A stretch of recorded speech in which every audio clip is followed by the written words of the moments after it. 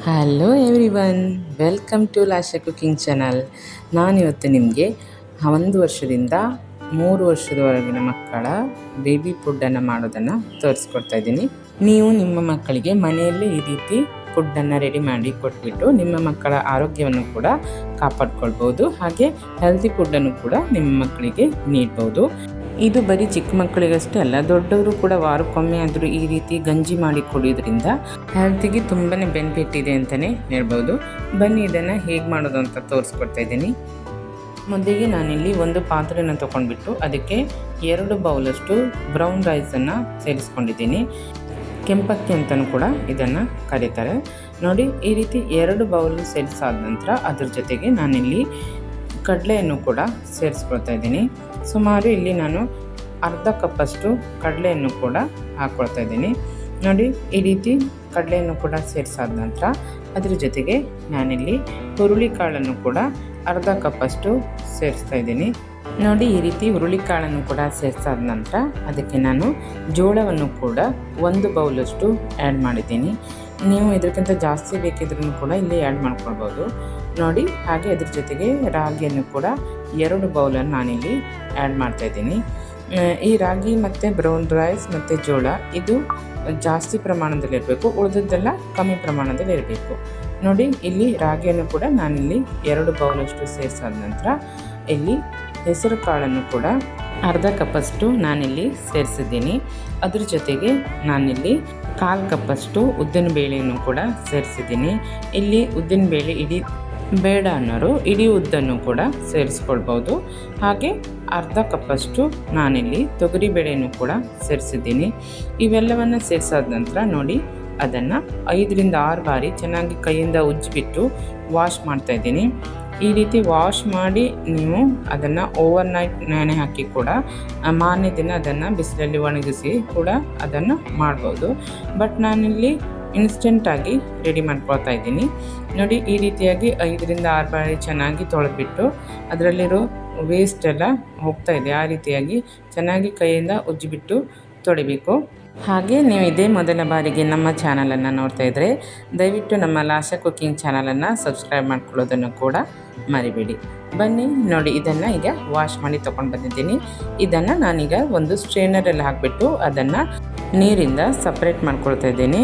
ಈ ರೀತಿ ಸ್ಟ್ರೈನರಲ್ಲಿ ಹಾಕಿ ನೀವು 1-2 ನಿಮಿಷ ನೋಡಿ ಈ ರೀತಿಯಾಗಿ ಅಲುಗಾಡಿಸೋದ್ರಿಂದ ಅದರೊಳಗಿರೋ ನೀರೆಲ್ಲ ಕೂಡ ಕೆಳಗಡೆ ಬಿದ್ದು ಕಾಳುಗಳಷ್ಟೇ ಮೇಲ್ಗಡೆ ಇರುತ್ತೆ. ಈ ರೀತಿ ಆದ ನಂತರ ನಾನು ಅದನ್ನು ಇನ್ನೊಂದು ಪಾತ್ರೆಗೆ ಅದನ್ನು ಹಾಕ್ಕೊಳ್ತಾ ಇದ್ದೀನಿ. ಎಲ್ಲವನ್ನು ಕೂಡ ನಾನು ಇದೇ ರೀತಿಯಲ್ಲಿ ಸ್ಟ್ರೈನರಲ್ಲಿ ಸ್ಟ್ರೈನ್ ಮಾಡಿಬಿಟ್ಟು ನೆಕ್ಸ್ಟ್ ಅದನ್ನು ಒಂದು ಪಾತ್ರೆಯಲ್ಲಿ ಎಲ್ಲವನ್ನು ಕೂಡ ಆ್ಯಡ್ ಮಾಡ್ಕೊಳ್ತೀನಿ. ನೆಕ್ಸ್ಟ್ ನೋಡಿ, ಇಲ್ಲಿ ಒಂದು ಪ್ಲಾಸ್ಟಿಕ್ ಪೇಪರ್ ಮೇಲೆ ನಾನು ಇದನ್ನು ಬಿಸಿಲಿನಲ್ಲಿ ಒಣಗಿ ಹಾಕ್ತಾಯಿದ್ದೀನಿ. ಈ ರೀತಿ ಬಟ್ಟೆಯಲ್ಲಾದರೂ ಕೂಡ ನೀವು ಒಣಗಿ ಹಾಕ್ಬೋದು, ಇಲ್ಲ ಈ ರೀತಿ ಬ್ಯಾನರಲ್ಲಿ ಕೂಡ ನೀವು ಇದನ್ನು ಒಣಗಿಸಿ ಒಂದು ಡೇ ಫುಲ್ ಇದನ್ನು ಒಣಗಿಸ್ಬೇಕು. ಅದು ನೀವು ಗರಿ ಆಗೋ ತನಕನೂ ಕೂಡ ನೀವು ಅದನ್ನು ಒಣಗಿಸ್ಕೊಳ್ಬೇಕು. ನೆಕ್ಸ್ಟ್ ನೋಡಿ, ಒಂದು ಪಾತ್ರೆಗೆ ಅವನ್ನೆಲ್ಲ ಸೇರಿಸ್ಕೊಂಡ್ಬಿಟ್ಟು ಹುರಿದುಕೊಳ್ತಾ ಇದ್ದೀನಿ.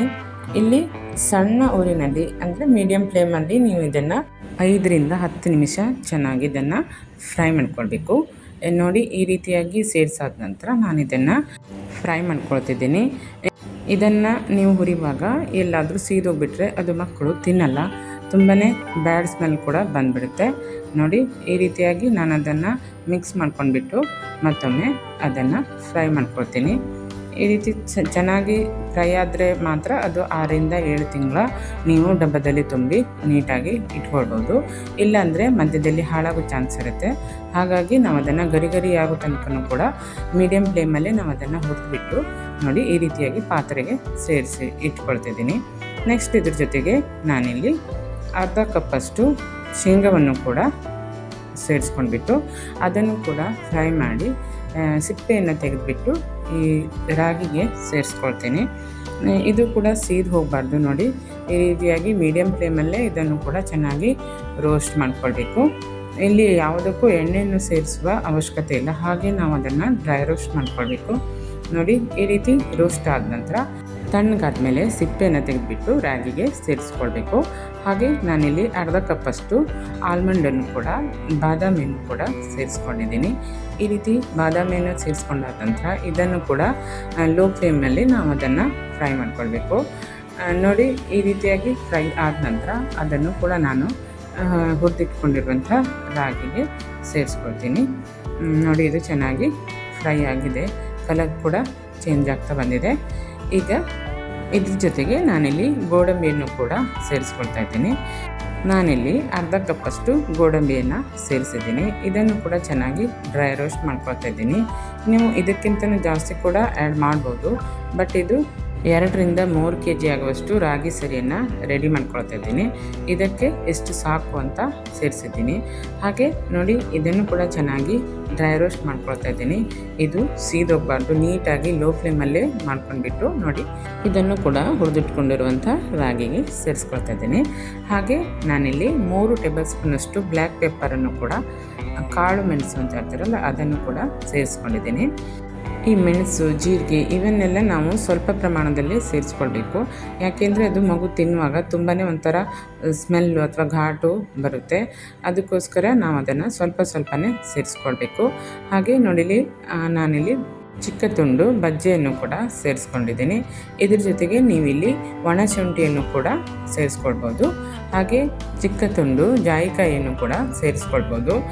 ಬಟ್ ಇದನ್ನೆಲ್ಲ ಚಿಕ್ಕದಾಗಿ ಚಿಕ್ಕ ತುಂಡನ್ನೇ ನೀವು ಸೇರಿಸ್ಕೊಳ್ಬೇಕು. ಜಾಸ್ತಿಯಾಗಿ ಹಾಕಿದರೆ ಅದು ತುಂಬಾ ಸ್ಮೆಲ್ ಬಂದುಬಿಡುತ್ತೆ, ಮಗು ತಿನ್ನುವಾಗ ಅದು ನೀಟಾಗಿ ತಿನ್ನಲ್ಲ. ಹಾಗೆ ನಾನಿಲ್ಲಿ ಜೀರಿಗೆಯನ್ನು ಕೂಡ ಸೇರಿಸ್ಕೊಳ್ತಾ ಇದ್ದೀನಿ. ಸುಮಾರು ನಾನಿಲ್ಲಿ 3 ಟೇಬಲ್ ಸ್ಪೂನಷ್ಟು ಜೀರಿಗೆಯನ್ನು ಕೂಡ ಸೇರಿಸಿದ್ದೀನಿ. ಈ ಜೀರಿಗೆಯನ್ನು ಸೇರಿಸೋದ್ರಿಂದ ಮಗುವಿಗೆ ಡೈಜೆಷನ್ ಕೂಡ ತುಂಬಾ ಚೆನ್ನಾಗಾಗುತ್ತೆ, ಗ್ಯಾಸ್ಟ್ರಿಕ್ ಕೂಡ ಪ್ರಾಬ್ಲಮ್ ಆಗಲ್ಲ. ಹಾಗೆ ಅದರ ಜೊತೆಗೆ ನಾನಿಲ್ಲಿ ಬಡೆ ಸೊಪ್ಪನ್ನು ಕೂಡ 1 ಟೇಬಲ್ ಸ್ಪೂನಷ್ಟು ಆ್ಯಡ್ ಮಾಡಿದ್ದೀನಿ. ಹಾಗೆ ಮೆಂತ್ಯವನ್ನು ಕೂಡ 2 ಟೇಬಲ್ ಸ್ಪೂನಷ್ಟು ಸೇರಿಸ್ಕೊಂಡ್ಬಿಟ್ಟು ಇದನ್ನು ಕೂಡ ಲೋ ಫ್ಲೇಮಲ್ಲಿ ನಾವು ಇದನ್ನು 1-2 ನಿಮಿಷ ಫ್ರೈ ಮಾಡ್ಕೊಳ್ಬೇಕು. ಇದು ಸೀದು ಹೋಗಬಾರ್ದು, ಮೆಂತ್ಯ ತುಂಬ ಕಹಿಯಾಗಿರುತ್ತಲ್ವ, ಹಾಗಾಗಿ ಸೀದು ಹೋಗಬಾರ್ದು. ನೋಡಿ, ಈ ರೀತಿಯಾಗಿ ಸೇರಿಸಿ ಆದ ನಂತರ ಅದನ್ನೆಲ್ಲ ನಾನು ಇದನ್ನು ಚೆನ್ನಾಗಿ ಫ್ರೈ ಮಾಡ್ಕೊಳ್ತಾ ಇದ್ದೀನಿ. ಫ್ರೈ ಮಾಡ್ಕೊಂಡ್ಬಿಟ್ಟು ಈ ಹುರಿದಿಟ್ಕೊಂಡಿರುವಂಥ ರಾಗಿಗೂ ಕೂಡ ಅದನ್ನು ಆ್ಯಡ್ ಮಾಡಿದ್ದೀನಿ. ಅದರ ಜೊತೆಗೆ ಸಿಪ್ಪೆ ತೆಗೆದಂಥ ಶೇಂಗಾವನ್ನು ಕೂಡ ಹಾಕಿ ಮಿಕ್ಸ್ ಮಾಡಿ ತಣ್ಣಗಾಗೋಕ್ಕೆ ಬಿಡ್ತೀನಿ. ತಣ್ಣಗಾದ್ಮೇಲೆ ಇದನ್ನು ನಾನು ಮಿಲ್ಲಿಗೆ ಹಾಕಿಬಿಟ್ಟು, ರೈಸ್ ಮಿಲ್ ಇರುತ್ತಲ್ಲ, ಮಿಲ್ಲಿಗೆ ಹಾಕಿಬಿಟ್ಟು ಪೌಡ್ರ್ ಮಾಡಿ ತೊಗೊಂಡು ಬರ್ತೀನಿ. ಈ ರೀತಿ ಪೌಡ್ರ್ ಮಾಡಿಬಿಟ್ಟು ನೀವು ಇದನ್ನು ಜರಡಿ ಕೂಡ ಬೇಕಾದರೆ ಹಿಡಿಬೋದು. ಬಟ್ ನಾನಿಲ್ಲಿ 1 ವರ್ಷ ಮೇಲ್ಪಟ್ಟ ಮಗು ಆಗಿರೋದ್ರಿಂದ ಅದಕ್ಕೆ ಜರಡಿ ಹಿಡಿಯೋ ಅವಶ್ಯಕತೆ ಏನಿಲ್ಲ. ಈ ರೀತಿಯಾಗಿ ಡಬ್ಬದಲ್ಲಿ ಸ್ಟೋರ್ ಮಾಡಿಬಿಟ್ಟು ನಾವು ಇದನ್ನು 6 to 8 ಮಂತ್ ತನಕನೂ ಕೂಡ ಹಾಗೆ ಯೂಸ್ ಮಾಡ್ಕೊಳ್ಬೋದು. ಡೈಲಿ ಇದನ್ನು ಹೇಗೆ ಯೂಸ್ ಮಾಡೋದು ಅಂತಲೂ ಕೂಡ ನಾನು ನಿಮಗೆ ತೋರಿಸ್ಕೊಡ್ತೀನಿ. ನೋಡಿ, ಇಲ್ಲಿ ರಾಗಿ ಸರಿ ರೆಡಿಯಾಗಿದೆ. ಹೇಗೆ ಇದನ್ನು ರೆಡಿ ಮಾಡ್ಕೊಳ್ಳೋದು ಅಂತ ತೋರಿಸ್ಕೊಡ್ತಾ ಇದ್ದೀನಿ. ಫಸ್ಟಿಗೆ ನಾನಿಲ್ಲಿ ಒಂದು ಪಾತ್ರೆಯನ್ನು ತಗೊಂಡ್ಬಿಟ್ಟು ಅದಕ್ಕೆ 2 ಟೇಬಲ್ ಸ್ಪೂನಷ್ಟು ಈ ರಾಗಿ ಪೌಡ್ರನ್ನು ಸೇರಿಸ್ಕೊಳ್ತೀನಿ. ನೋಡಿ, 2 ಟೇಬಲ್ ಸ್ಪೂನಷ್ಟನ್ನೇ ನಾನು ಇದನ್ನು ಯೂಸ್ ಮಾಡ್ಕೊಳ್ತಾ ಇದ್ದೀನಿ. ಬಟ್ ನಿಮ್ಮ ಮಗು ಜಾಸ್ತಿ ತಿನ್ನುತ್ತೆ ಅಂದರೆ 2-3 ಟೇಬಲ್ ಸ್ಪೂನ್ ಬೇಕಾದ್ರೂ ಯೂಸ್ ಮಾಡ್ಕೊಳ್ಬೋದು. ಹಾಗೆ ಅರ್ಧ ಕಪ್ಪಷ್ಟು ನಾನಿಲ್ಲಿ ನೀರನ್ನು ಸೇರಿಸಿದ್ದೀನಿ. ನೋಡಿ, ಈ ರೀತಿ ನೀರನ್ನು ಸೇರಿಸಾದ ನಂತರ ಇದನ್ನು ಚೆನ್ನಾಗಿ ಮಿಕ್ಸ್ ಮಾಡ್ಕೊಳ್ಬೇಕು. ಈ ರೀತಿ ಫಸ್ಟಿಗೆ ನೀರಿಗೆ ಹಿಟ್ಟನ್ನು ಮಿಕ್ಸ್ ಮಾಡಿ ನೀವು ಗ್ಯಾಸ್ ಮೇಲೆ ಇಟ್ಟು ಕುದಿಸಿದರೆ ಗಂಟುಗಳಾಗಲ್ಲ. ನೀರನ್ನು ಬಿಸಿ ಮಾಡಿ ನೀವು ಹಿಟ್ಟು ಹಾಕಿಬಿಟ್ರೆ ಅದು ಗಂಟುಗಳಾಗೋ ಚಾನ್ಸ್ ಇರುತ್ತೆ. ನೋಡಿ, ಈ ರೀತಿಯಾಗಿ ವಿಸ್ಕಿಂದ ಮಿಕ್ಸ್ ಮಾಡ್ಕೊಳ್ಬೇಕು ಚೆನ್ನಾಗಿ, ಎಲ್ಲೂ ಗಂಟುಗಳು ಇರಬಾರ್ದು. ಈ ರೀತಿ ಮಿಕ್ಸ್ ಆದ ನಂತರ ನೋಡಿ, ಗ್ಯಾಸ್ ಮೇಲೆ ಇಟ್ಟು ಇದಕ್ಕೆ ನಾನು ಹಾಲನ್ನು ಕೂಡ 1/4 ಕಪ್ಪಷ್ಟು ಆ್ಯಡ್ ಮಾಡ್ತಾಯಿದ್ದೀನಿ. ಹಾಲು ಬೇಕಿದ್ದರೆ ನೀವು ಸೇರಿಸ್ಕೊಳ್ಬೋದು, ಇಲ್ಲಾಂದರೆ ಸ್ಕಿಪ್ ಮಾಡ್ಬೋದು. ಬಟ್ ಹಾಲನ್ನು ಸೇರಿಸಿ ಮಾಡೋದ್ರಿಂದ ಮಗುವಿಗೂ ಕೂಡ ತಿನ್ನುವಾಗ ಟೇಸ್ಟ್ ಅನಿಸುತ್ತೆ.